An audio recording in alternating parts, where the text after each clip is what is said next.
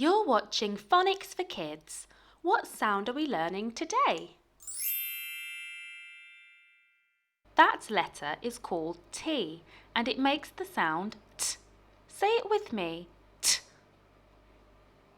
T is for turtle. T, t, turtle. Can you hear T in these words? T, teddy. T, trees. T, toys. Which word has the T sound? Is it sun, steam, or train?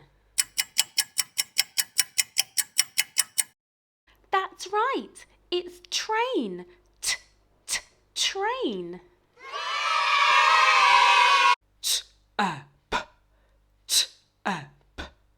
What word is the Blendasaurus trying to say? Let's help him. Blend the sounds together to make a word. T, a, p. T, a, p. T, a, p. Tap!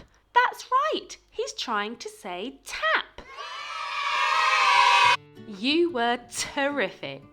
The next sound to learn is I, which you'll find in our next video. Subscribe to our channel, Phonics for Kids, for more videos that will help you learn to read. See you next time.